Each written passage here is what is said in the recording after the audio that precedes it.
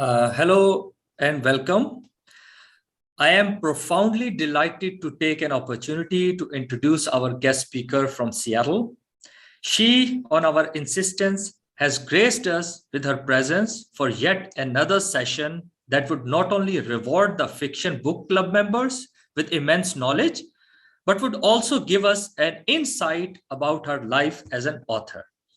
We are pleased to announce that we have with us Miss Alice Boatwright, acclaimed as an award-winning American author of the works of her artful writing in the popular Ellie Kent series. The first book of the trilogy, Under an English Heaven, has bagged the 2016 Mystery and Mayhem Grand Prize. Second book, What Child Is This?, was released in 2017, and the third book, Life Ever After, will be released this year. Alice is one of the most intelligent and prolific writers who has used mystery and literary fiction to pull the readers in. She had studied fiction writing at Syracuse and Columbia universities, but for many years made her living as a writer about education, development, and public health as well. Miss Boatwright has used expression through different forms of writing.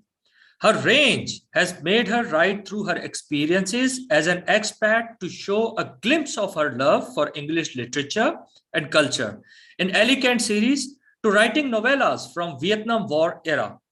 Speaking of Vietnam War, Alice also writes literary fiction. Her book Collateral Damage scales the aftermath of the Vietnam War on those who fought, those who resisted, and the families and friends caught between them.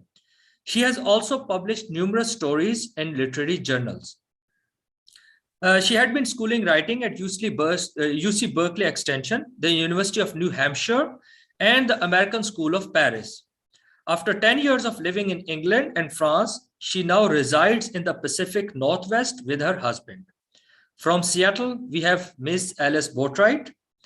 Alice, it's so good to have you here again. Thank you so much for joining us. Thank you for inviting me, Jamshed. I'm really looking forward to this evening. I had a great time the last time we met, so it's an honor and a pleasure to be here. Okay, so forum is yours. So we can start with the question that our club member had posed previously. We can start with the Ellie Kent series, or we can start with your general opinion on what is a good book according to you, and when you read a book and feel, yes, that's a good one. What are the elements that make it a good one? So let's start with this. Okay, we'll start with the general, and I did think about this. This is a pretty challenging question in a way, but and it's a very personal question, because I think what is a good book is really decided by the reader in many ways, and it has to do with how it affects you personally. But what I'm looking at when I decide a book is good, I think probably the first thing I'm looking at is the language and the style. And I like writing that is what I would call very clean and simple, with well-crafted sentences that you don't have to struggle to find out what is going on in that sentence, and that carry the story forward so you can see and hear and feel and smell. It engages all the sentences through the language and takes you into an experience that you haven't had before. So that's probably the first thing I'm looking at. And I might read a book on a subject that's not familiar. I might not necessarily love the characters. The plot might not sound like anything too much, but if the style is good, I'm going to be pulled in. So that's probably for me the first thing. And then I guess the second thing would be the subject. There are subjects that I don't like to read about. A couple of questions. You might find this surprising for a murder mystery writer, but I actually do not like to read about violence. I don't really like to read about people hitting each other. I don't even watch television where people hit each other. I don't need to see that, frankly, in my opinion, if I can avoid it. So the subject matter, everybody has the subjects that they do and don't like. So that's a very personal thing. I like character-driven novels, which means that the emphasis is on the people in the novel and what's happening with them, rather than what's called a plot-driven novel, which is where it's all action, action, action, and things are happening, but the characters are not very engaging and they don't change very much. They're subordinated to all the action. Setting is another thing that's really important to me, and how the setting is used. The setting in many ways is a character in the book. And as we'll be talking about, I write about England now, but I've written about a number of different kinds of settings, and I am attracted to a book by where it's set. And I might be attracted to read a book because it's in a setting I know nothing about. So reading in literature, fiction is very much about pulling into yourself the vicarious experiences that you aren't actually having in your own life. If the writing is good and if the story is good, they become pulled into your own life. They become a part of your experience. I think the other dimensions about emotion, I like a book that makes me cry. I'm probably more interested in books that make me cry than books that make me laugh. I don't actually pick up a book just because I want to laugh. That's just an idiosyncratic thing about me. I'm not particularly drawn to funny books, but a book that really moves me, I like that. I don't forget that. And I also like books where I learn something, because I learn something about through the characters, what they're learning or what they're doing, the work they're engaged in, the place they live, the things that happen, historical books. There is that learning aspect that I feel like I didn't do so well in history in school. This was not a big thing for me, but I learn about history when I read historical fiction. And I count on the writer to be telling me the truth. That, I think, is a very important thing about a good book. When you find mistakes or the writer has been sloppy in the research or just makes things up, I don't like that. I think that the factual structure of the book has to be honest, or you're breaking faith with the reader. There are lots of kinds of books that I am not interested in. I don't read science fiction. I don't read fantasy. So it's nothing to say that these are not good books. I have lots of friends who just love that. Not me. I don't read horror. I don't read books that are violent.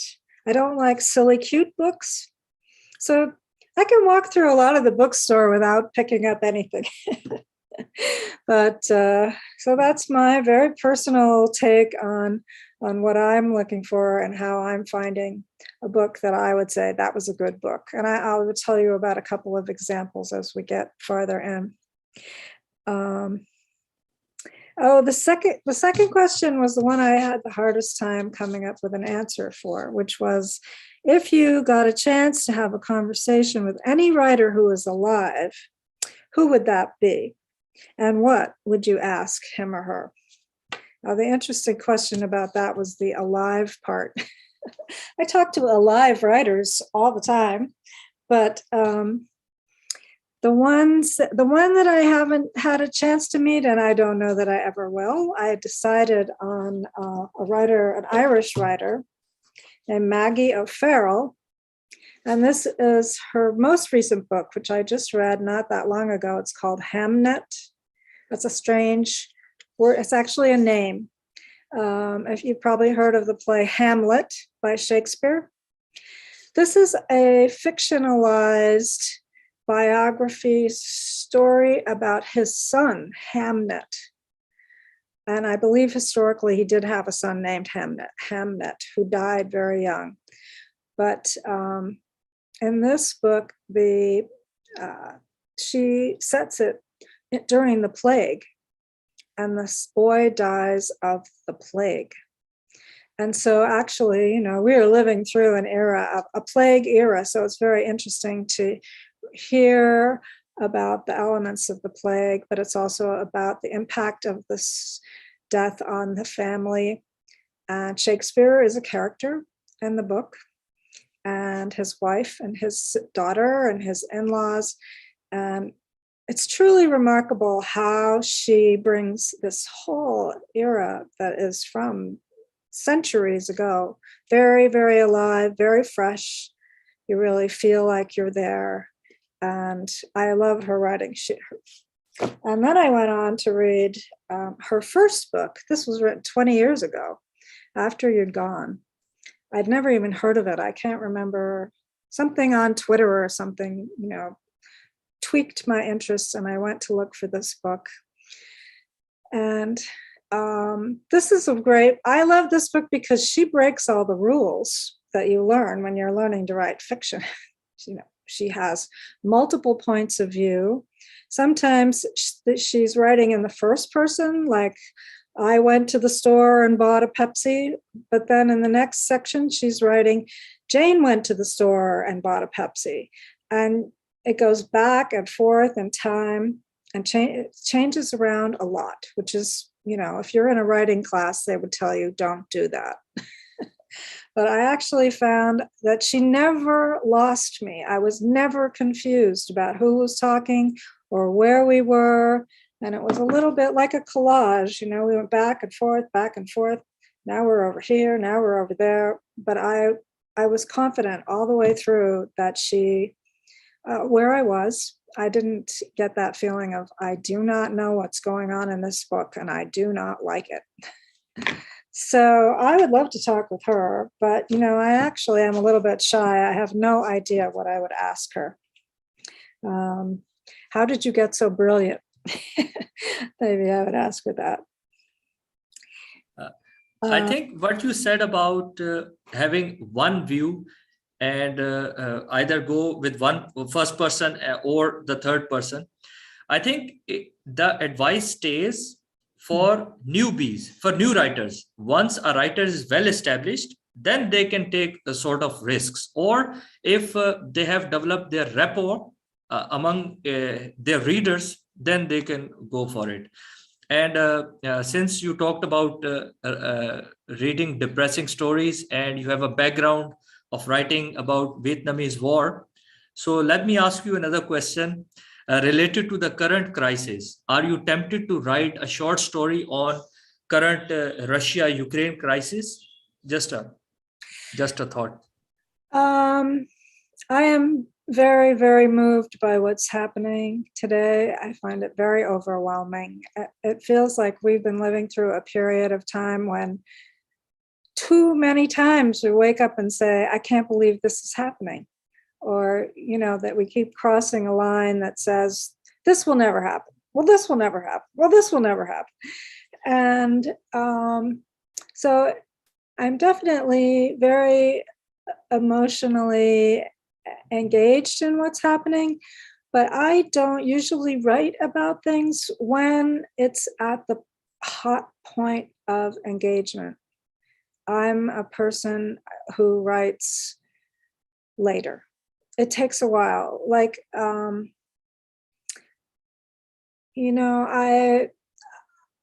of the things I'm writing that's not an Ellie Kent book is a novel set in Paris. Well, it's been quite a few years since I left Paris. So, I will have to make sure if I ever finish this and want to try to publish it to check and see whether everything I have said is still accurate about the city or whatever. But I need time to digest experiences.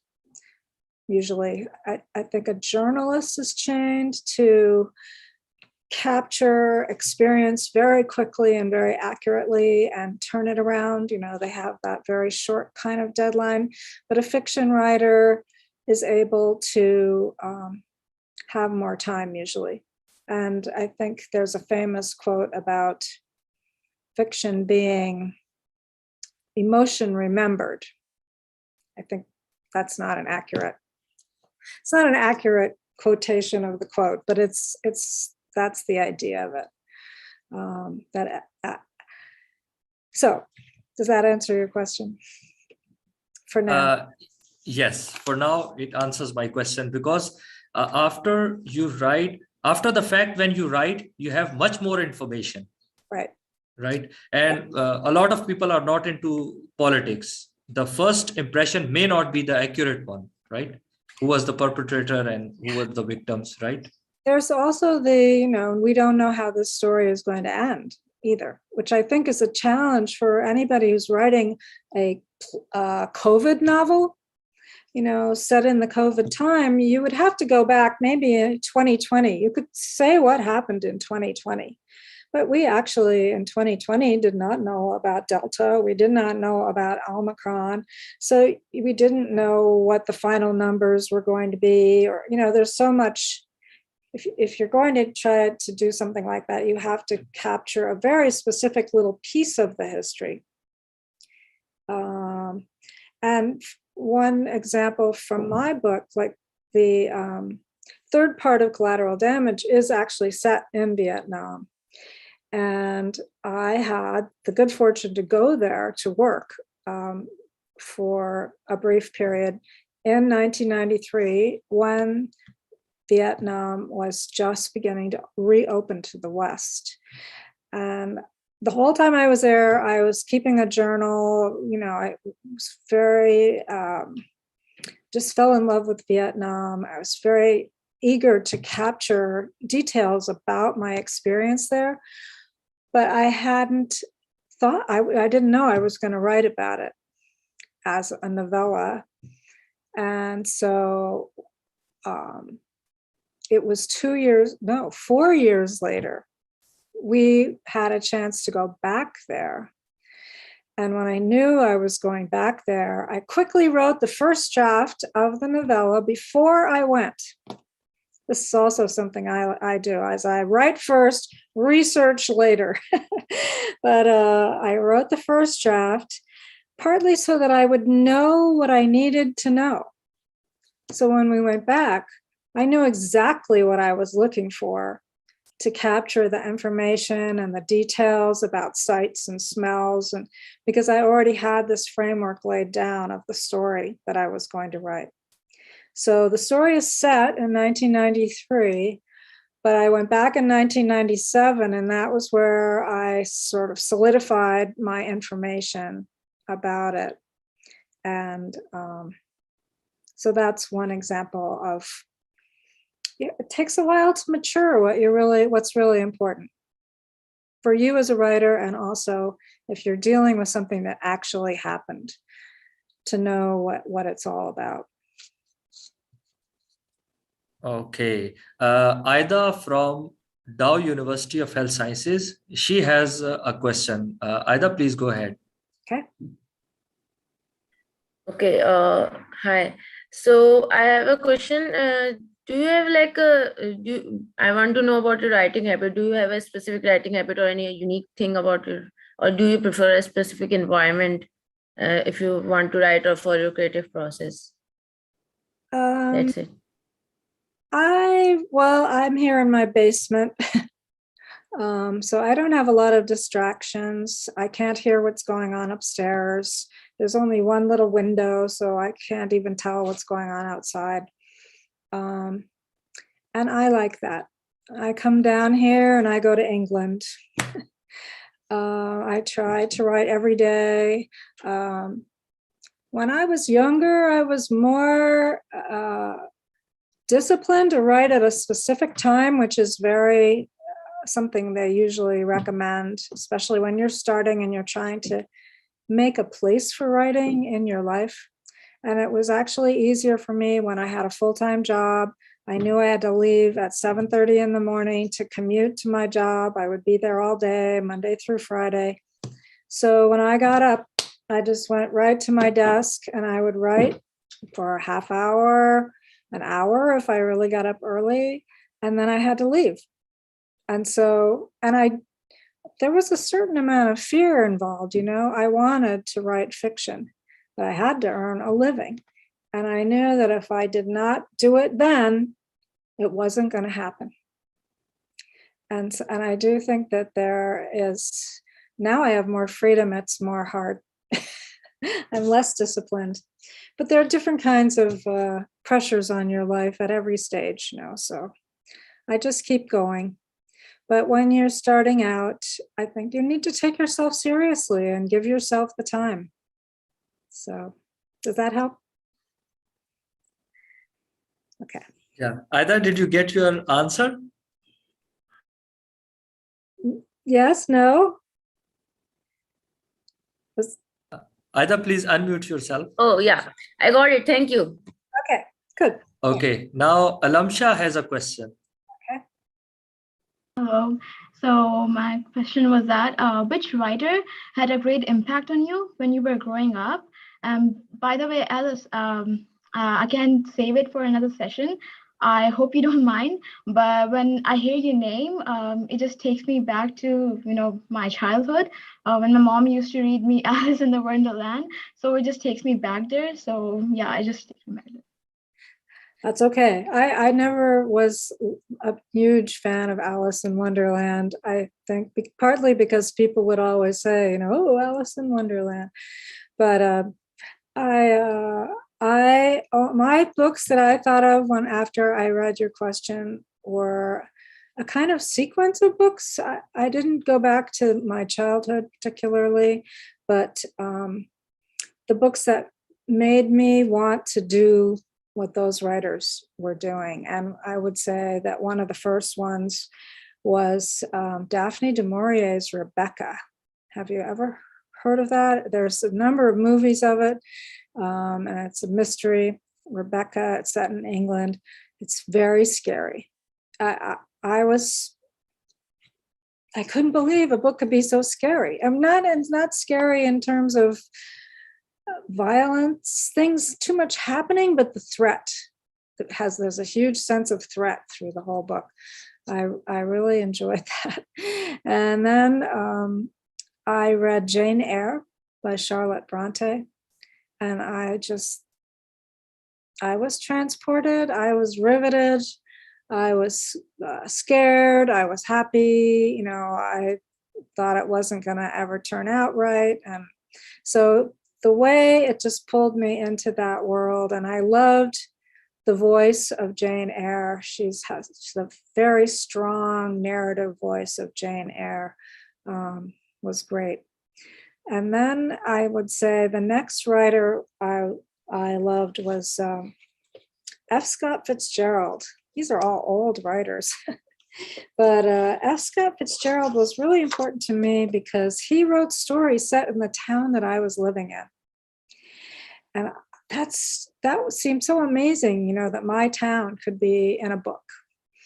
And so I was very struck by that also because he was very young when he became successful. He was only 23 years old when he published his first book, and he became very successful very, very quickly.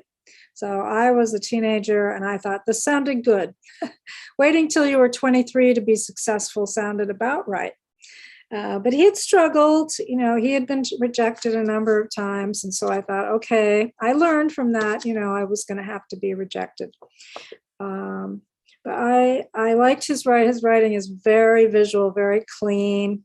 And it probably would seem very dated to you now. He died in 1940, so almost 100 years ago.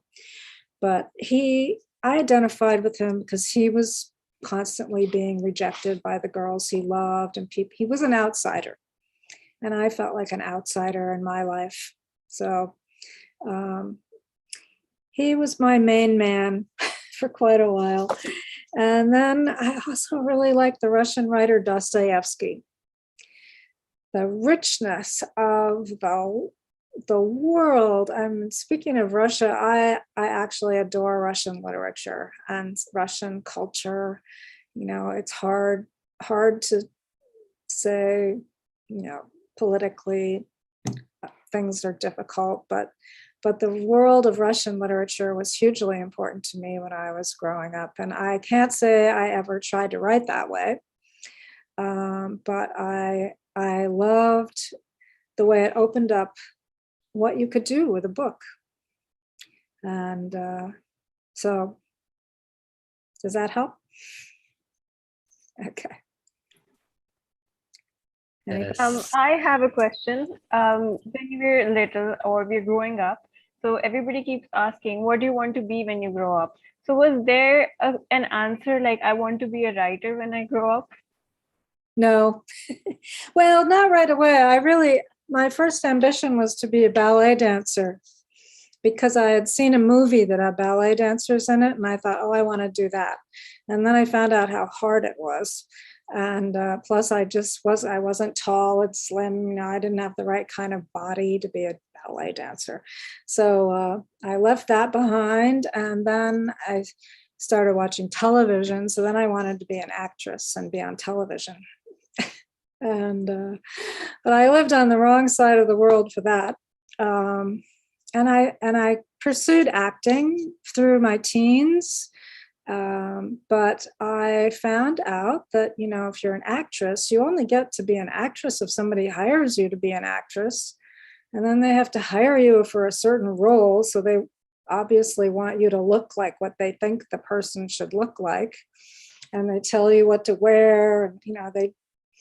I found that I didn't have the kind of freedom and flexibility that I really wanted. And I had always been writing stories, but I shed those other ambitions in favor of writing when I realized that when you're a writer, you can be anything you want. And you can play all the roles, and you can control the weather and design the house and put the clothes on. And it's very, if you're interested in creating a world, you get to run the whole show.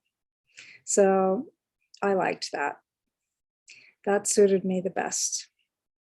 Regardless of being a murder mystery, Under an English Heaven is very gentle. It has no blood and no gore. And you've already said that you don't like violence. So Yeah. was it challenging for you to write it? Because obviously it's a murder mystery. Yeah, I think there's in the mystery genre, there's a whole spectrum of mysteries, from what they call cozy mysteries to noir mysteries. And noir mysteries are the really dark, violent ones, like the Scandinavian mysteries that are very popular now. People are tortured, and, you have to really be strong to read those. And cozy mysteries at the other end are the more cute ones, like Murder in the Bake Shop, or the donut mystery, or they're very light, lots of pets, and I don't really care for those that much either. So the one over from that is what they now call traditional mysteries, and particularly in England, they had what they call now the golden age of mystery, which is in the early part of the 20th century up like through the middle of the century, when writers like Agatha Christie and Niall Marsh, who was from New Zealand, and Marjorie Allingham, who was English, were all writing mysteries. They were very popular. The genre sort of burst out. There were a lot of women writers, and the women writers were writing a lot of these amateur sleuths. If you've heard of Miss Marple, who was the sleuth of Agatha Christie, she was a little old lady who knitted, and she solved crimes just sitting in her chair because she could put things together and hear from how people behaved. She could identify the murderer. And so that's sort of the origin of the type of mystery that I like. I like to read them. I thought it would be fun to try to write one myself. And that was how I got into, one of the pieces of advice they give to young writers is to write the kind of book that you like to read. This is why I don't write Dostoevsky books. I like to read them, but I couldn't possibly write them. But I could take my shot at writing an Agatha Christie type mystery. I wasn't a little old lady at the time. So I made my protagonist, Ellie, is younger. She's about 35.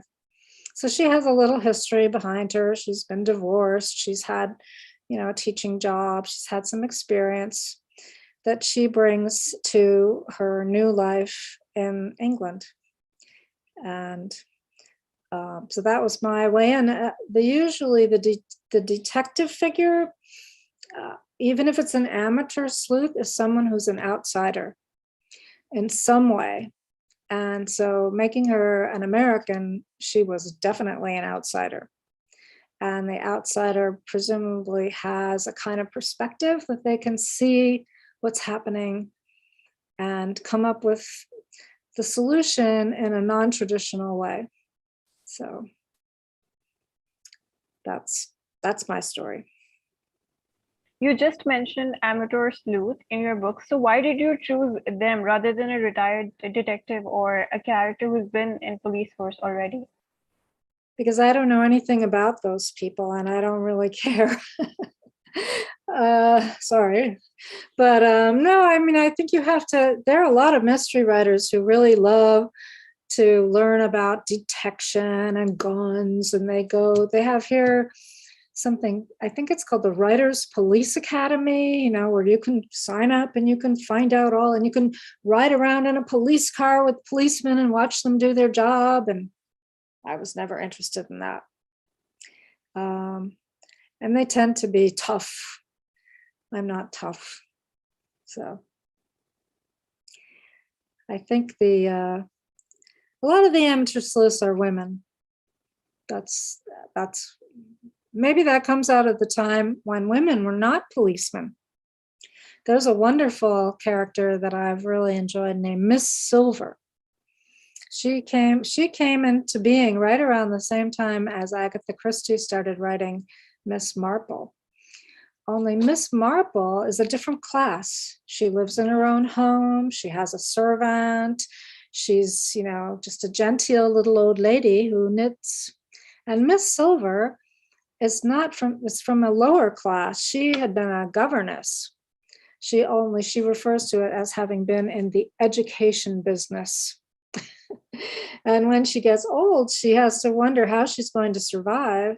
But she has this capacity to solve problems. And she sets herself up as an inquiry agent, she calls it, a private inquiry agent. And she is actually hired and paid money to come and solve crimes. And she usually does it. It's all usually in a country house in England or something. And so she gets herself invited as a guest. But she's so old and innocuous looking, nobody ever notices her. Older women tend to be invisible. And so she's invisible. And so she manages to solve the crime by being right inside and watching all the suspects at work. And she has a great relationship with the police. The police love her. They call her Aunt Maudie. And so she's a very different kind of amateur sleuth. She's actually, I should say, she's not an amateur. She gets paid. So she's a professional.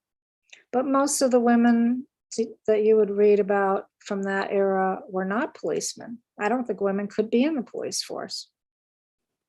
They didn't vote. They didn't do a lot of things, If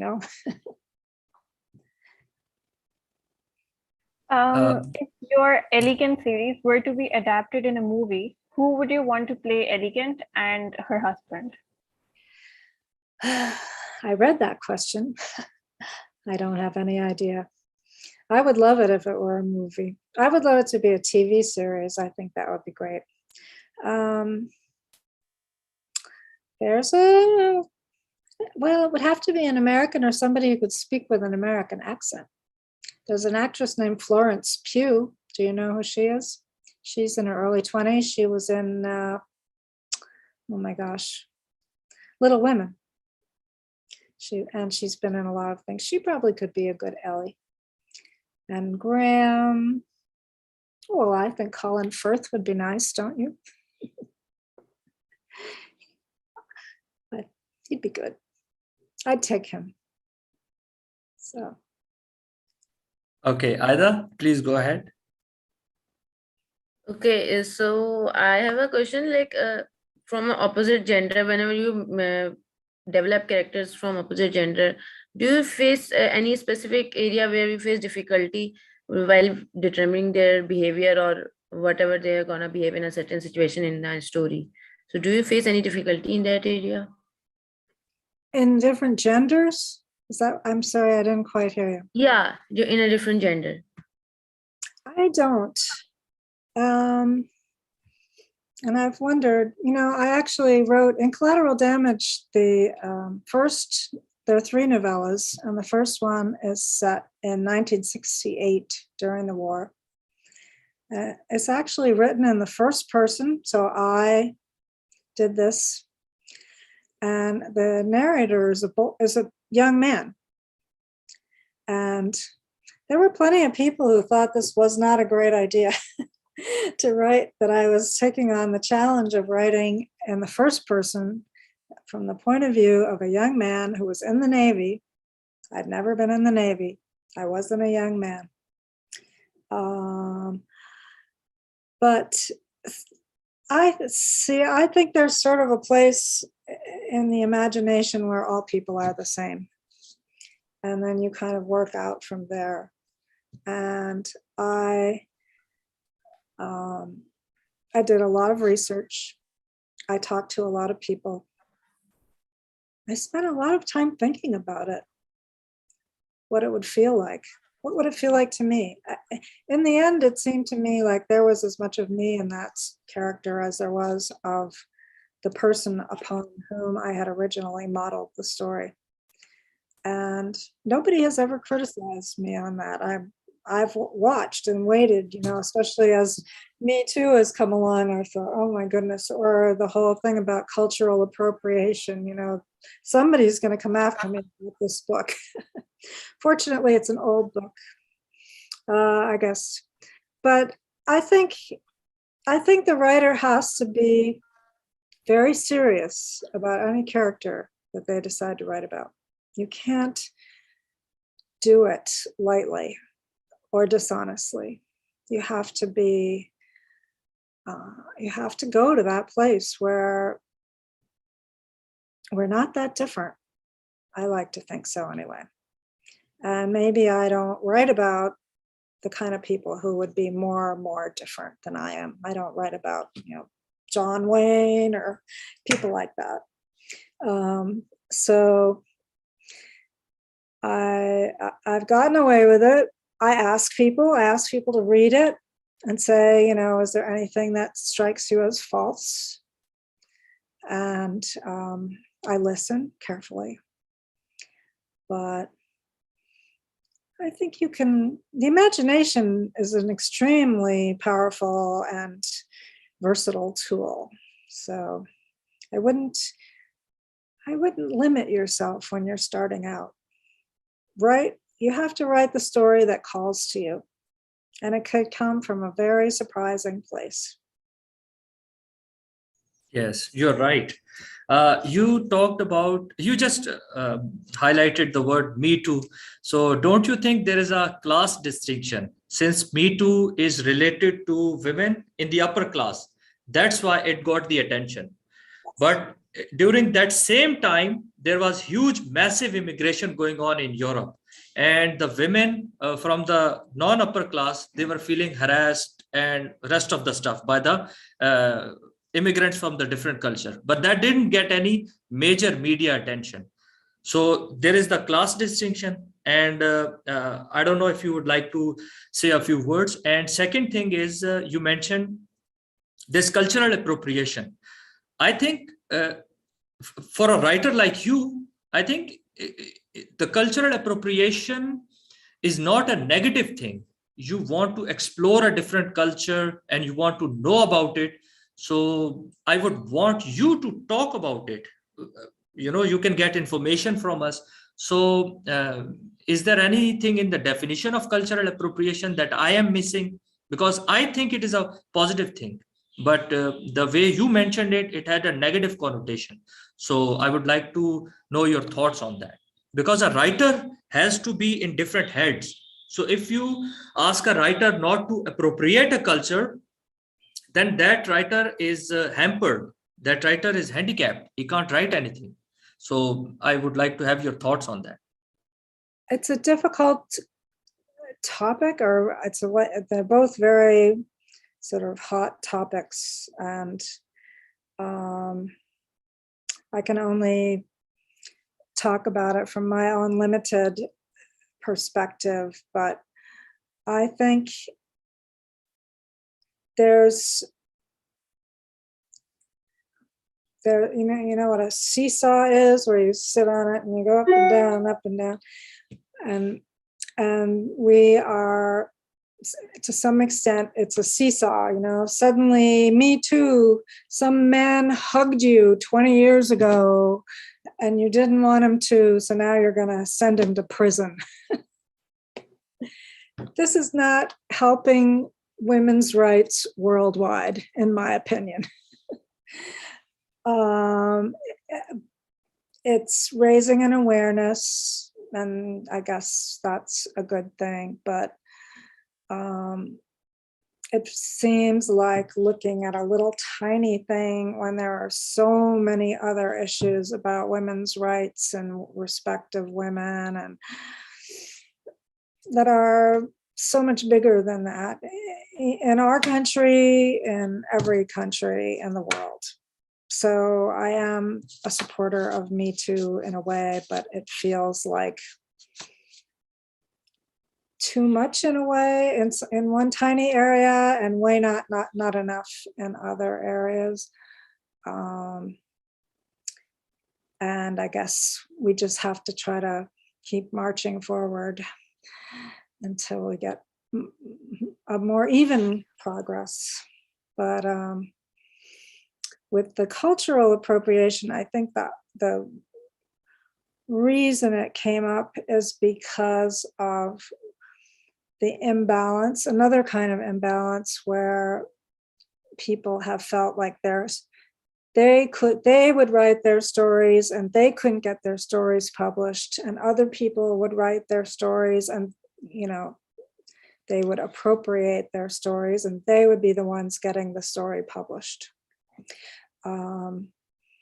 In this country, that's probably, you know, I don't have the statistics, but like the number of people who are white who get books published versus the number of people from other backgrounds is way less. So it's trying to, again, trying to correct something, but the idea that there are two completely conflicting kinds of advice. One is, no, wait, I'm not saying that right. Sometimes when you're being trained to write, they say only write about what you know. And that would mean that you could only write about your own life, which would be pretty boring. And I don't know, in my experience, I wanted to write about whatever story felt like an important story that I wanted to tell. I don't think that's very popular anymore. I think the idea is you should only write your own story, but that doesn't feel quite right. When you look back through literature, you can see people were writing their own stories. Dickens was writing his own story. When he wrote David Copperfield, he was inspired by his own story. But he certainly didn't limit himself in any way to writing only that story. I don't know. Does that answer the question, Jamshed? Did Jamshed? Yeah. I just have one, you know, okay. I think, yeah, you answered my question. I had just had a passing comment that I believe it's because of the demographic proportion of whites is more. That is why I think that's the reason. That's why they had a much more greater understanding, and because of the being majority, so they were in the positions of power as well, because they were in the majority. So even if from an 80% population, if you take 2% of it, and from a 10% population, you take 4% of it, even then the 80%, 2% of the 80% will be much more. So this was just my comment. Aida, you can go ahead with your questions. Go ahead. Okay, yeah, my another question was, what are your major writing objectives, like writing related objectives in near future or in a distant future? No? So what are you planning to write ahead or like that? Well, what I had decided about the Ellie Kent books is some mystery writers write a very long series and they'll write 30 or 40 books, and that's not my personality. But what I am working on is to write 4 books about Ellie's first year in England. So the first one is set in autumn, then there's Christmas, now I'm working on spring, and then the 4th one will be the summer. And so it will follow a whole year of English natural changes, seasons, cultural events, all of that background, but also the first year of her marriage. And so I am very interested in not just writing a mystery where you have a puzzle to solve, but also to write about what it's like to be in the first year of marriage, which is pretty tumultuous, I think, can be, especially, it's also her first year as an expat. So I'm looking at what does it mean to give up your home? You know, you fall in love, you decide you're going to go live in another country, and then suddenly you realize, wow, wait a minute, I've left home. I'm not going back. I'm also interested in the fact that Ellie is not particularly religious. She loves her man. She is not brought up in that particular religion that he was brought up in. And so she's learning about that, but at the same time, she's looking at her own questions of the difference between organized religion and faith, and you know, how do they interact? And so I have a lot of things that interest me aside from just writing the plot of the mystery. But the plot of the mystery is really fun too, and it's fun to try to set it up so people can't figure out who did it. And there was a whole, you know, I think you asked, or somebody asked about, you know, why did I want to write about murder if I didn't like violence? I think murder is sort of emblematic. I don't approve of people being murdered. And I don't think it's entertaining in real life at all, actually. But it sort of stands for a community that is breaking down. There's like a breakdown of the community when somebody is murdered. And the whole point of the mystery is to resolve that and bring order back to the community. So the purpose of the book is to sort of take people through that cycle of evil things happen, but justice will prevail.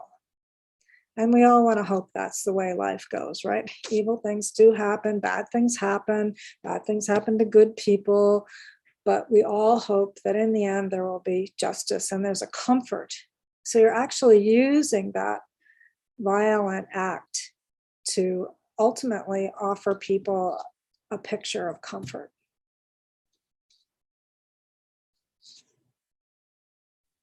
Yeah, I agree with you. It definitely offers a like area of comfort, especially the mysteries and crime areas when they get solved. So my another question was about from the book Life Ever After. So what do you want readers to take away from that book? What do you want for us to take away? Life Ever After? Well, I'm still working on it.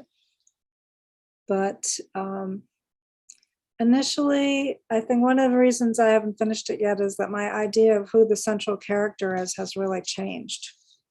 So initially, I have a character in the book who is a woman who was convicted of murder and has been in prison and has served her sentence and has come back out now. She's been released.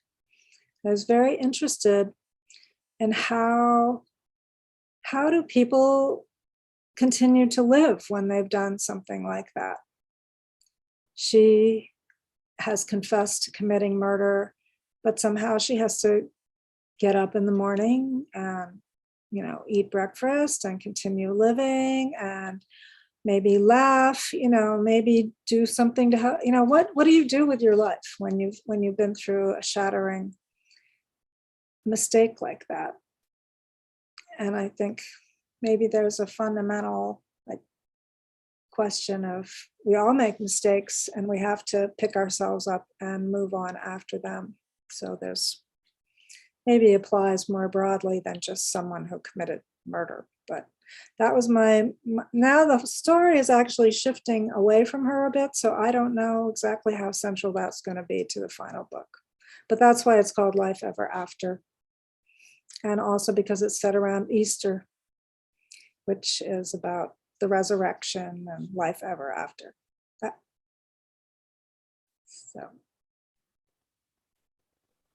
So I want to ask, when you write a book, so the characters, or when you read a book, so the characters, do you like them to be like, black and white, like a good person or a bad person, or do you want them to be like in a scale of gray, good, bad, and all that? So what do you enjoy more when you're reading a book or when you're writing your own?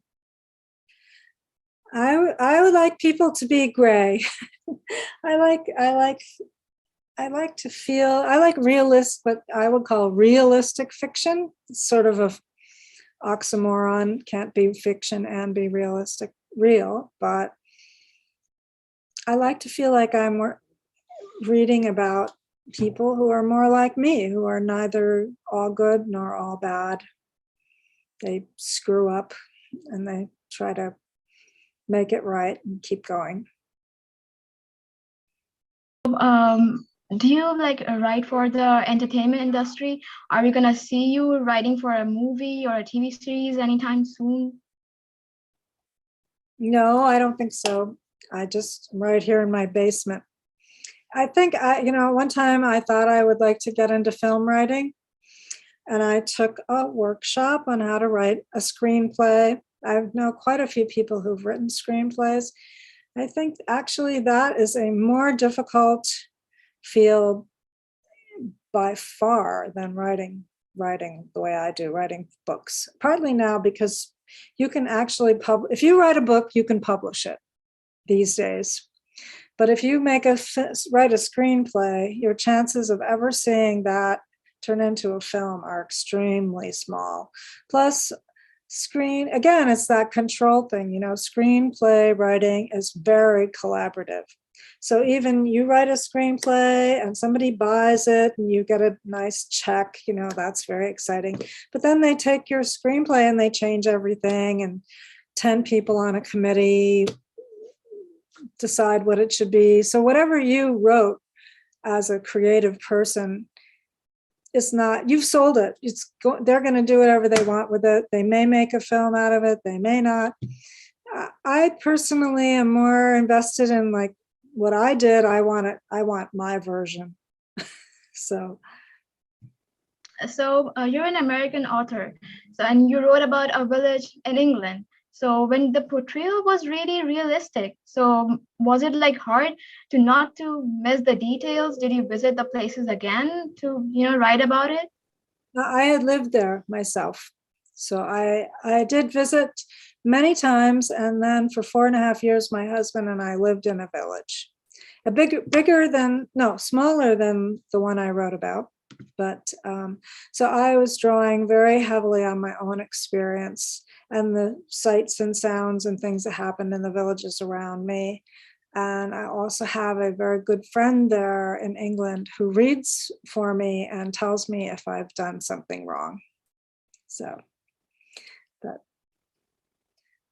there's a lot of ways you can research now too, because with Google and Google Maps, and I mean, sitting here in my basement, I can actually find out quite a lot. But I did live there. you've answered a similar question, but I'm still curious and I want to know. So if you had a chance to have a conversation with a writer or an author who's not alive, who would that be? Oh, who's not alive?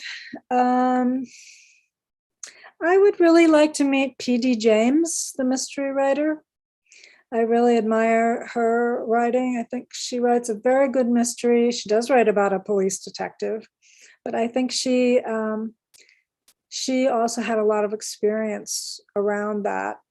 And so it was probably more natural for her, but she brings a lot of elements of life and philosophy and, you know, things into her books that I find very interesting. So Ellie Kent, your main character in your novels. So she's a woman, you chose it to be a female. So is it because you're a woman as well? Or was there any other aspect to it or any other things that, you had made it to be a female? I have a tendency when I create a female character to make her tall and with dark hair. And I think those are like two signals that she's not me, because I'm not tall and I don't have dark hair. And Ellie has a lot of me in her, I think she's definitely the me character in a way, but she has a lot of things that are not me. I don't have a PhD. I never taught in a university in the way that she did. And I basically never have been so adventurous as to marry an English vicar myself. My husband is American. But so I think there's a sort of wish fulfillment. I would never do the more daring things that she does. She's not too wildly daring, but she's more daring than I am. So it's kind of fun to be Ellie. So just one more, and then Sir Jamshed will take over. I wanted to know, like the main characters. Like, is there any character that really, like, you really love, you really like from the other novels or the books that you've read? Like, it happens with me, so I wanted to know yours. Oh, not my own characters. I love my own characters, all of them. Well,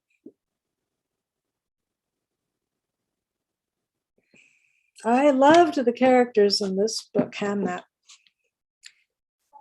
Shakespeare is never mentioned by name. He's never called by his name. Right from early on that this man is going to turn out to be William Shakespeare, and we all know who William Shakespeare is. But his wife doesn't know who William Shakespeare is going to become.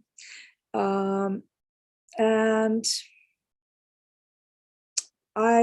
the ending of this book, I think, is one of the most beautiful endings I've ever read in my life. So it took my breath away. And the way she used the characters and the way the whole interaction of the characters and the tragedy of what happened to this family, the way it comes together in the end, talk about a mystery where you don't know what's going to happen. I really did not expect the way the whole thing just came together into this at the last minute. And Shakespeare was at the heart of that. So I loved him, but that's the one that comes to mind the most at the moment. When I was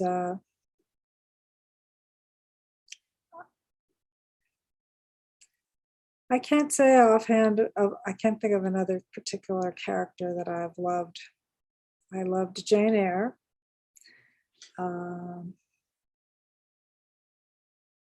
I like Sherlock Holmes. I don't think I would like to meet him though. But Yeah, Sherlock Holmes must be annoying. oh yeah. Yeah, especially people who are so full of themselves. and they actually have talent. Those are the most annoying types. Okay, so there are a lot of people who are watching our live stream on YouTube. So yeah, so I shouldn't say a lot because I have a small platform, but small but attentive platform. So we got a question from Khwaja Atif. So it goes like this, that what mystery in your life could be plot for Ellie Kent series or any of the books that you have written? Was there any mystery in your life that led to the initial designs of the plots? So that is the question.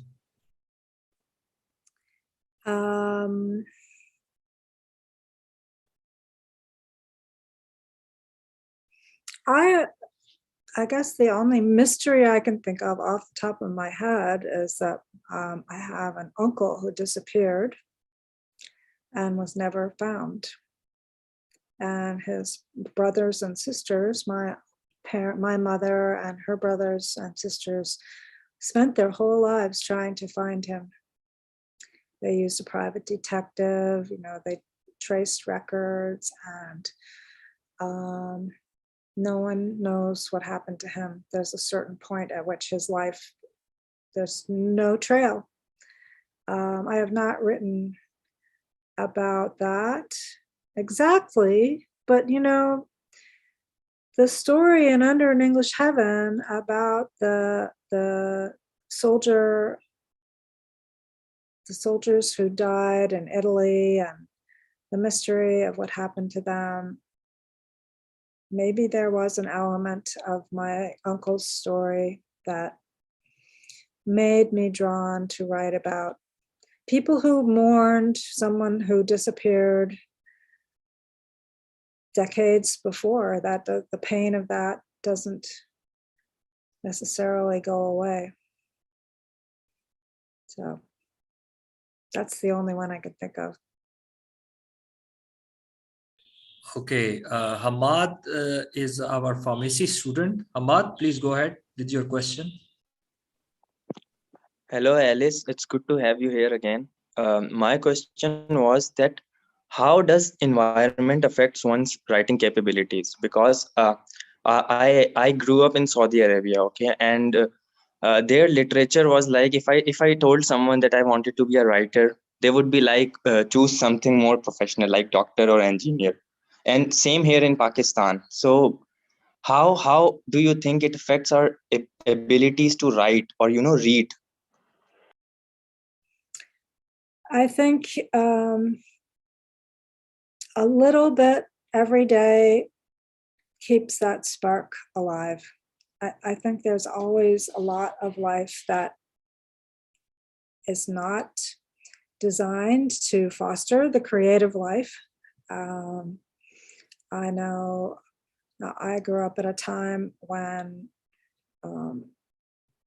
it was much, much less expensive to go to university. I didn't leave university with massive debts to pay, but I had to live and pay rent. And I never until after I retired from my last job had the freedom to just be a fiction writer. I always made my living through my skill at writing. So that's a completely different thing.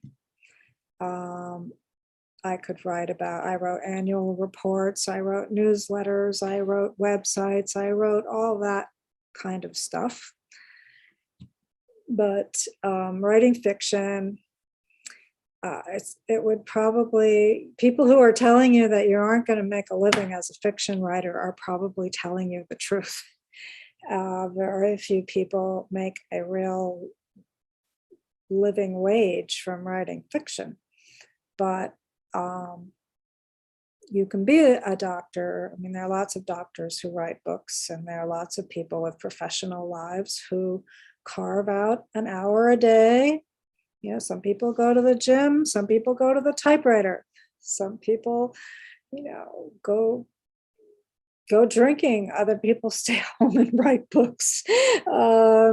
you know, if you want to do that, if you have that little spark, that it makes you feel alive and it makes you feel like you're fostering your spirit, just keep doing it. It adds up. It really adds up. You have to have faith in that. And when you get a book written or something written, you know, you send it out. If you want to someone else to publish it, you have to keep trying it. There's so many people writing now that everybody gets rejected a lot. The myth that you're going to be discovered as a genius right away, you know, and all your problems are solved. I know I like to think that. When I was in my early 20s, I was sure I was going to be Fitzgerald. I would be a brilliant international success at 23. I wasn't. But, you know, and it's important to do it no matter what, because every person's life is different and every person's perspective is different. And to write your own thoughts about your own experience is always of value. So just do it. As they say in Nike land, just do it. Don't listen to anybody. I have a question. If you could write a spin-off for any of your side characters, who would you write it for? Oh, I have thought about that. Actually, I think it would be fun to write like a YA book with Seamus MacDonald as the detective. He's 14 years old. But I've also thought about writing one with Miss Worthy, who's the elderly lady who writes books under a pseudonym. I think she could be the classic knitting old lady detective. And then the other character that I've thought about is the guy who owns the antique store, Michael John Parker. I think he would be a good detective. So if I had the energy and time, I could write about all these different people. Maybe it will happen. If you could meet your characters in real life, what is one thing you'd say to them, or one of them?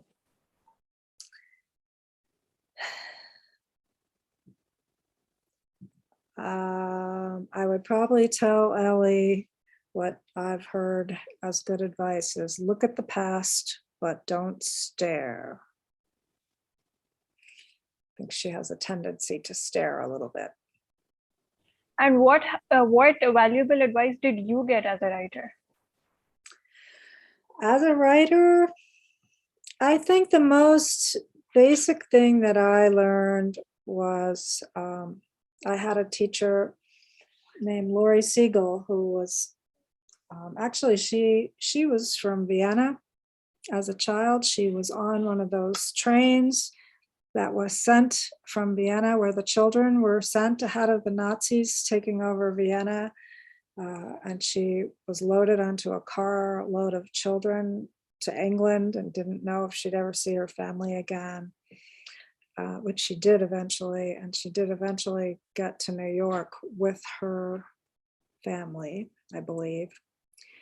And she became a writer. And she was somebody who had early success. Her first book was serialized in the New Yorker. And she thought, I've arrived, I'm going to be successful. And then for 7 years, she couldn't get anything published. So she kept writing and she's had a very successful career. But her example was good for me. And also she was one of the people who just strongly recommended that writing is revision. And you need to keep going back to clarify what you think you're trying to say, to find the heart of what you're trying to say, and to get the sentences right, and to that the first draft is your discovery draft, so to speak, and you should be free and let anything happen. But then the real work begins when you start trying to revise. And so I've always been I'm not afraid to keep revising, to try to get to where I'm going. And I don't know where I'm going when I start. Has any hugely popular novel made you think that you could write it better? And I mean, it's just overrated. Oh, there, I can't think of I don't actually read that many bestseller type novels, so I'm not sure if I can name one of those. I read a book by a writer named Elizabeth Strout, Strout. She's an American writer, called My Name is Lucy Barton. It's a beautiful book. And when I was reading it, I felt like I could write, not that I could write that book as well as she did, I would not say that, but that it was the same sort of type of book that I might have written. And that was very moving, and very sort of exciting and inspiring. She had done something I hadn't tried, but it felt like something that I would like to try. And that's more what makes what I would rather dwell on. There are plenty of books I read that I don't really like that much, but I wouldn't write those books myself. So they're different. Everybody's different. You wrote a short story, Sky, Sea, and Islands. So was it difficult to manage 3 stories at once? Because there was a spectrum of relationship uncertainties. One had ended, one was on the verge of ending, and the third one was just trying to work out. So was it difficult to manage the 3 together? Those stories were all written at different times. So I wasn't writing them all at the same time, and they were all published at different times. And it was only later that I had a friend from when I worked at Berkeley who had moved up to this part of the world, and she was a painter. And I loved her paintings, and I just thought it would be so nice. This is this little book, just little tiny book. It's 3 stories, like a little chapbook of poetry. And I thought it would be really nice to put the 3 stories together because they have a common setting. And this is what her painting, these are the islands off the coast of Washington called the San Juan Islands, because they were, I guess, discovered by Spanish explorers. And so they're very beautiful if you ever get to this part of the world. And I used to spend the summer there. So I wrote the stories at different times, but I put them together in one book.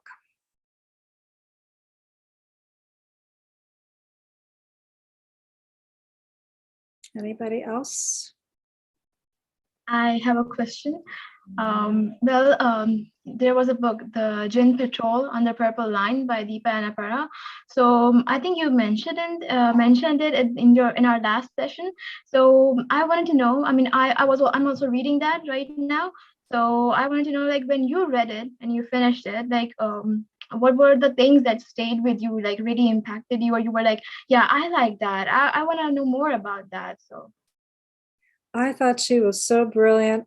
I really, I think I've told you last time, I lived in India for a year when I was a child, and talk about cultural appropriation. The author's from Goa. She has a PhD from Oxford. She's a brilliant woman, and she's doing really interesting things, but she's not a little boy from the slums, but she had worked with those people, and she knew her setting really well, and she knew her character, and she loved him and his friends and all the people. You can just tell she loved all those people. There isn't a character in that book who isn't presented in a way that you know is driven by love on the part of the author. And I don't want to give away the ending. If you haven't finished it yet. I haven't read it yet. I shouldn't say anything, but it's very the whole thing is moving from the very page 1 all the way through, and you'll be surprised. But Okay. yeah, Yeah, go on. I won't say anything else. But I thought her details, I mean, good writing has good details that make the sights, the sounds, the colors, the people all just snap to life with a few words. That's an extraordinary talent. And she does that in that book, I think. So I hope you enjoy it. Yeah, I am enjoying it really. Like, I really like that right now. So Sir Jamshed will take over right now. Alice, I have one question related to what we have been alluding to, just like cultural appropriation and Me Too movement and rest of the link stuff. Don't you think your job has become very difficult in this politically correct environment where, based on your skin color, you can't write on certain topics despite your good intentions, just like the writer from Goa that you mentioned, that she is not a boy from slums, but she is good in her heart and she wanted to portray something, because people in the slums, they don't have the opportunity that this writer has. So I think the humanity will miss something if we become too much politically correct, that certain skin colors or genders or whatever, they are allowed to talk on different topics, but those who don't belong to those communities, and I completely agree with the notion of historical injustices, and I sympathize with that. But despite that, if it becomes too much extreme, the job of a writer will be very difficult, because only certain voices will be allowed, and we will miss the diversity that different opinions have, that different people have. So what are your thoughts on that? Well, I would agree with you. I think I try not to think about it in my own work and what I want to do. I just try to, but I do mostly write about what I myself know about. So there's a balance. It's all sort of a matter of finding a balance. I think there needs to be, that they're trying to correct a historical imbalance and whose voices get heard, whose, there was when I was at Berkeley, I worked on a series, What Does It Mean to Be an American? And it was a bunch of different people from very different backgrounds talking about their experiences of trying to be accepted as an American. And that seems like a struggle that we're having in this country to this day. So to make sure that the voices are reflecting who we are, not just one piece of it. But I think there can be a weird kind of overreaction, like either you must have a culturally diverse group of characters in order to properly reflect the politically correct configuration that we are trying to show, this is what America is, or whatever. So I actually had someone in another book club ask me if my village reflected the current racial diversity of England. I said, well, it reflects the racial diversity of the village that I lived in. And I left it at that. But there's a lot of issues about, there's a lot of issues where people would say, you can't write about this or that because it encourages people to behave that way or to think that way. I mean, you can really drive yourself pretty crazy and decide not to be a writer at all. But think if you try to really live in the world and represent the world that you live in and fight for your right to tell your story, whoever you are, that's all that we can do. Hope that's what. Yeah, very well said. I think they are confusing equality of opportunity with equality of outcome.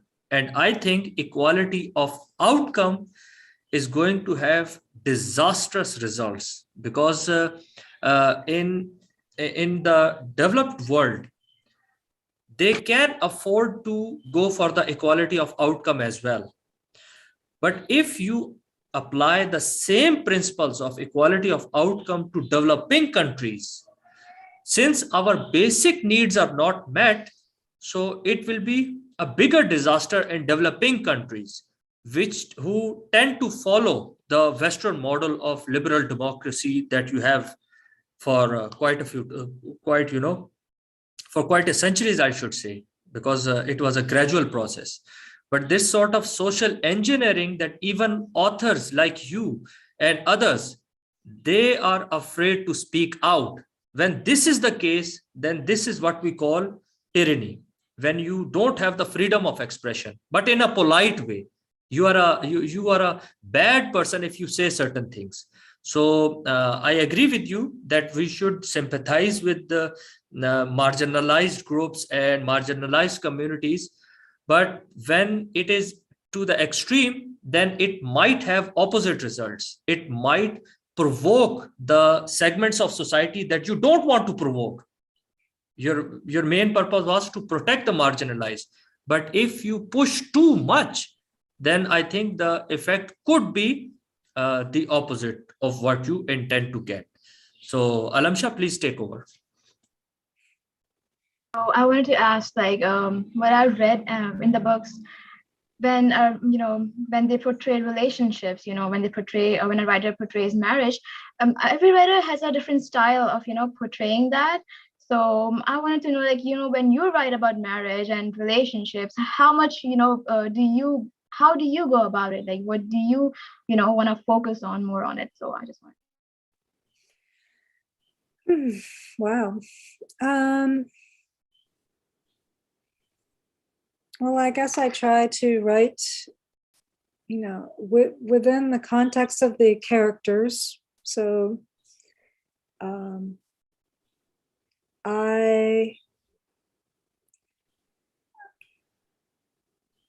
I think conflict is a regular part of all relationships. So I don't tend to write about like rosy romantic, everybody loves everybody all the time kind of relationships. I write about, think that to be committed to a relationship is hard.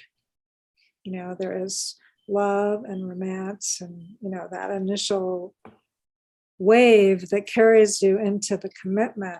But then there is reality of people have different needs, they have conflicting interests and desires, and that the real business of being in a relationship is working that out for the good of the unit as well as the good of the individual. So I think I like to try to portray that maybe a little bit more realistically than in my genre. It's not usually the subject, people come together and then they're just together. So mysteries don't tend to delve that much into relationships. But that probably comes from my background of writing literary fiction, which is more about characters. So I like to write about conflict and resolution. And the fundamental thing of fiction is conflict and resolution. Somebody wants something. Do they get it? Whether it's a romance or a mystery, there has to be a question and a conflict, and the question carries forward will the person get it, and their obstacles. So I see relationships like that. So you mentioned you have a tendency to, towards sad books and sad stories. I have that as well. So like, I want to know like which book like really made you like, cry, like you really, you were sad after reading that, which book made you feel that way?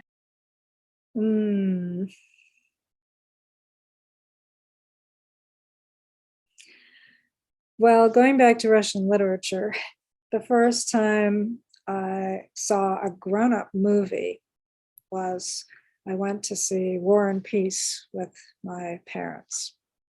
And when Prince Andrei died, he was the lover of Natasha. I cried so much that I couldn't go to school the next day. And the only way my mother could console me was to tell me that the two actors in real life had actually married each other. And then I got a little bit older, I read the book and I cried again. I loved that book. Other sad books. Boy, I should be able to list them off, shouldn't I? I don't know.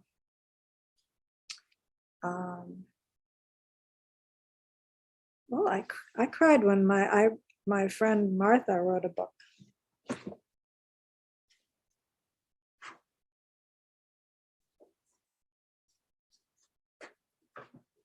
This is a book called, you won't have heard of this. This is called The Underground River by a friend of mine named Martha Conway. And it's written about the state of Ohio during the Civil War.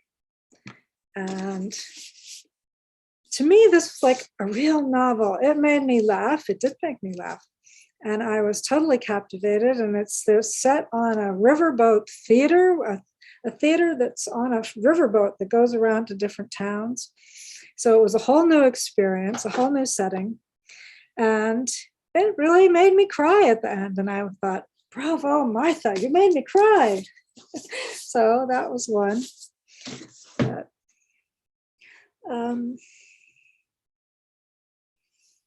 I used to cry reading J.D. Salinger. Did you ever read any of his books? He wrote Catcher in the Rye. Not yet. These are old books, but Catcher in the Rye is a very famous American book. And he wrote a collection of short stories, just called 9 Stories. And there's a story in there called For Esme, with Love and Squalor. That's the saddest story I ever read. I still remember it. I remember the sadness of it from a long time ago. Does that help? Yeah, it does. It does. One more thing I wanted to know, like your upcoming book. So, I mean, if you want to tell, the protagonist, the main character, is it gonna be like a female or a male? What are you thinking about it? Like, I just wanted to know. You mean the new Ellie Kent book or the new, the new Ellie Kent book involves a family that's very dysfunctional. And, but there's a character that is starting to take over the book. And she's a young woman who, goes through this tragic thing where her sister murders her brother and goes to prison. And she's left alone. Her parents have died. And she decides to go to university to study puppetry. And she becomes a puppeteer and sculptor. She makes puppets out of old dolls. That, in France, they have what are called brocantes, Brocante. They're like rummage sales, like in a bazaar, where they sell old used things. And you see a lot of old dolls. And some of them have the most scary looking faces. The eyeballs are missing and or their hairs come off. They're very strange looking. When I lived in France, I saw some of these and I was very fascinated by them. So I couldn't afford to buy anything. So I go around with my camera and I collected pictures of these weird dolls. I have a lot of them, and they're so evocative, sometimes. And so this character, she takes the pieces like the legs and the arms, she puts them together like into these marionettes, and she becomes well known as an artist for doing that. And she dances on YouTube. She dances with these weird dolls. I love this girl. So she's sort of taking over the story. And then there's the murderer, her sister, who is struggling to figure out her place in the world now. And Ellie comes along. Ellie actually doesn't believe that she committed the murder because this woman was friends with Graham's first wife who died, Louise. And Ellie feels a responsibility for carrying forward what Louise would have wanted to do if she were alive. And Louise didn't believe that the woman, her friend, did it. And so Ellie doesn't believe it either. And she tries to figure out whether there's any truth to that. So the whole story is about sort of uncovering the murder is a given at the beginning, but then slowly over time, you have to wonder what really did happen. So yeah, I wanted to know. So we know that you love writing books, you love creating, your own world, you enjoy that. So aside from that, what else do you like doing? What else do you just do aside from writing? And when you don't want to write, what do you do at that time? Oh, let me see.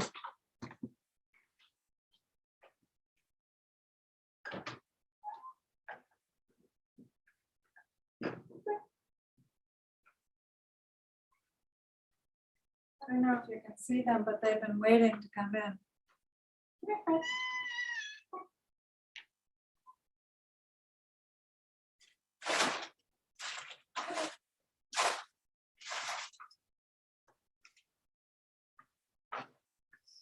This is Fred.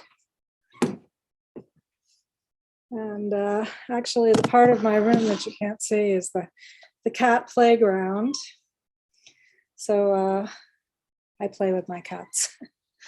Oops, that's Poppy, his sister. Oh, here she is. Say hello, Poppy. This is Poppy.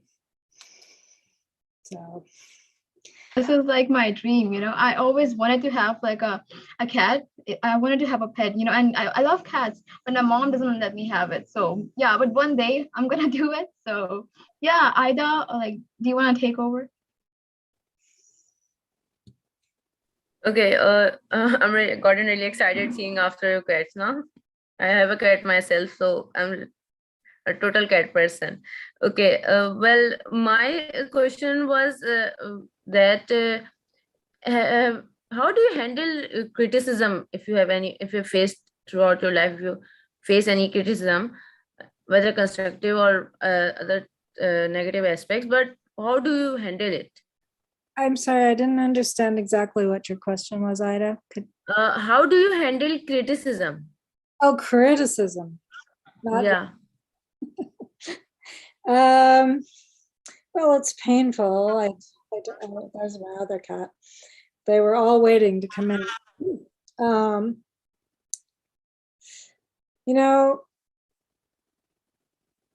It always hurts, but I do try.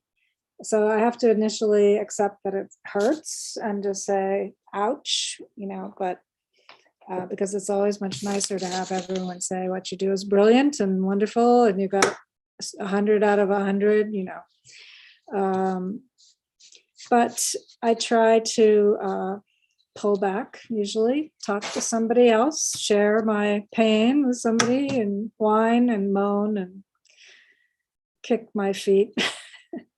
But then I try to look and see, is there anything there that I can use that will be worthwhile and help me? because you have to remember not everybody's going to like what you do, and like leave them to not like what you do, and then to look also at whether there's something you can learn from what somebody says. There are people who don't like Ellie and Graham's relationship, for example. They don't think they're lovey-dovey enough, or they don't, I don't know what exactly they think, but that's the way I write it. That's the way I see it. I write it the way I see it. I think they are an interesting couple, but I also think about, have I made the case clear enough why she would leave her home and her job and everything to go live with this guy who's a vicar?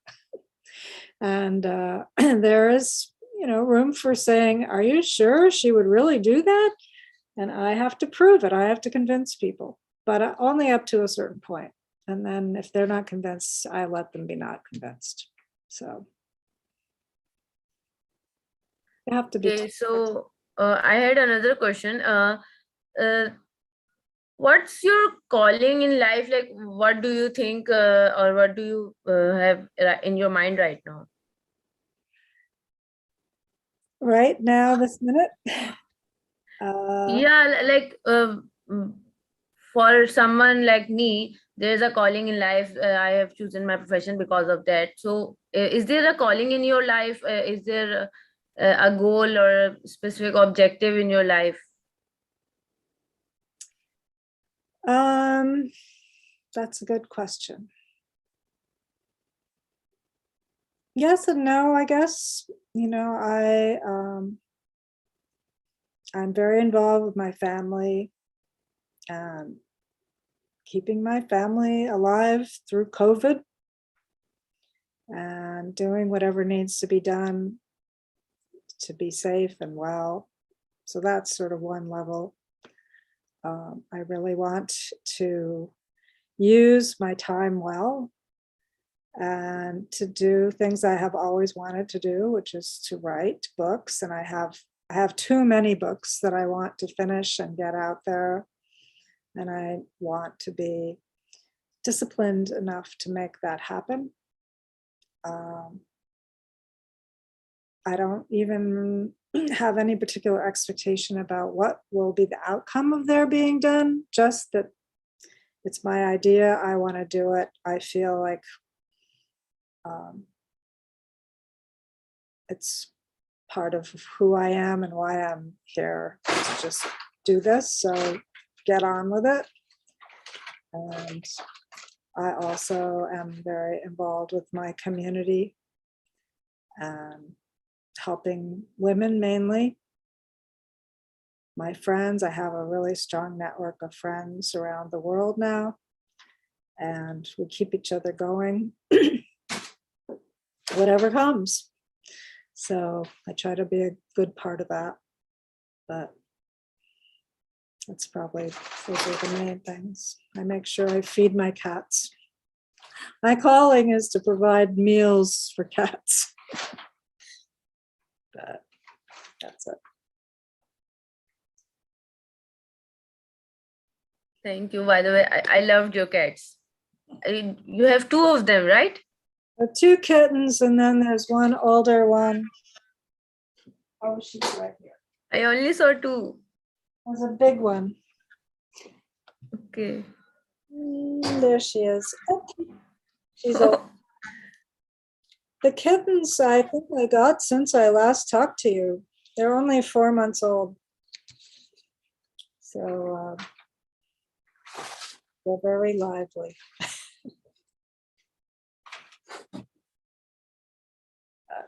Any more questions, Jamshed?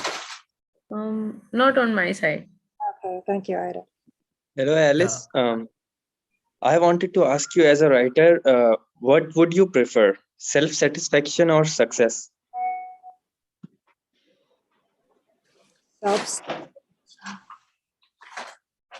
It's more reliable. If you can do what you want and do it to the best of your ability, then that's more in your control, and success is not in your control. I have a question. What famous author do you wish was your mentor?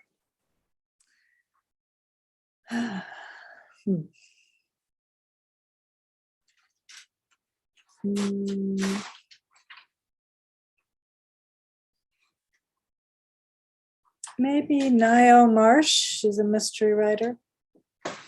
I really admire her. She was from New Zealand. She had started out to be a painter and an actress. I also like to paint.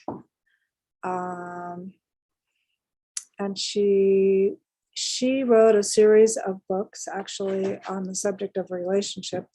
Her books are mysteries about an English detective named Roderick Allen, but his wife is a painter. The books are written over many years, and she actually has them get older, and they have a child, and they go through, oh, look, hello, kitty. A kitty from Karachi. Hello. Beautiful. What a beautiful face. And their relationship is very interesting. She's a painter. She's a very successful painter. He's a successful detective. And because she had a big, strong part of her life in the theater, a lot of the books are set in the theater. She was actually responsible for bringing Shakespeare to New Zealand, and live Shakespeare. And she's a very, very interesting woman and a really good writer. I would have liked to have her as my mentor. But I admire what she did. Also, I wanted to ask if you if you listen to audiobooks and if you have any suggestions for the audiobooks. I do not listen to audiobooks these days. I used to listen to them when I had to commute from San Francisco to Berkeley every day on the highway, and I was just sitting there in traffic. But now I hardly ever drive my car, and I don't have time to, I'm not comfortable with it in the house. So there's no place. I tried to listen to a book, and like after 2 months, I was only on chapter 3 and I could never remember what was happening. So I gave up. I like to read, but I think it's great that there are audiobooks. What book do you have currently on your bedside table? Oh, well, right now I just have the ones. Oh, right now I'm reading a really interesting collection of essays called Hard to Love by a woman named Briellen Hopper. Last name is Hopper. That part is easy. They're very interesting about being a woman, about being a single woman, about writing, about friendship and dependence and love, and very, very interesting essays. And I'm also reading long time, a few pages at a time, William James's book on the varieties of religious experience, which is William James was the brother of Henry James, the author. He was a psychologist, and this book was a series of lectures he gave in 1902 up in Scotland. But it's all his research into kind of the fundamental levels of religious experience, not about religion or anybody's religion or the beliefs or the rituals, but just about the instinct for religious experience in human beings. And I find that very interesting. And I'm reading that for Ellie, but and for myself. And I guess those are the main fiction. I just finished reading this book, After You've Gone, and I really enjoyed that. But that's about it. A last question before I give it over to Alam Shah. Are you a paperback person, or are ebooks fine with you? Do you prefer it paperback, or you can read it on Kindle, etc.? I go back and forth. I actually had never read a book on Kindle, and my own book was on Kindle, Under an English Heaven, and it was selling, and people were reading the ebook, and a friend of mine finally said, "You have to own one of these. You don't even know what an ebook is." So she sent me my first ebook, my Kindle. And my husband and I have gone from being people who bought hardcover books when they first came out, if it was something we really wanted, to paperbacks. And now he reads all Kindle, because you can adjust the font to be as big as you want. You can carry it around with you. It's very convenient if you're traveling. To me, like, the thing about the Kindle, you can't tell what anybody's reading. I never know what he's reading. He could be reading hardcore pornography for all I know. But you can't tell. You just see this blank thing. And like, I always remember being on an airplane and liking to walk down the aisle and see all the books people were reading. Can't see anything now. It's all a secret. So there's plus and minus, but ebooks are cheap. You want people to read, then, give them a Kindle and a cheap ebook. I guess you need electricity though. So I still like books. Anything else? Okay. So I just lost my train of thoughts, like my track of thoughts, because what's happening in the background, it's so cute. All I want to do is pet them.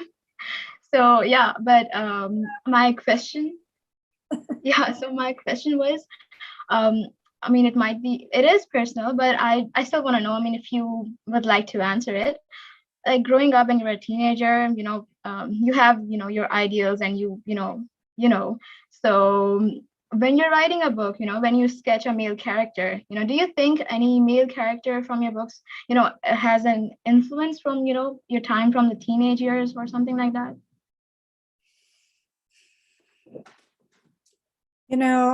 My mysteries have been classified as YA books on Amazon sometimes, and I've always been surprised. I did not write them with that in mind, but because they're traditional books, traditional mysteries, there's no torture, not a lot of blood, so that's good.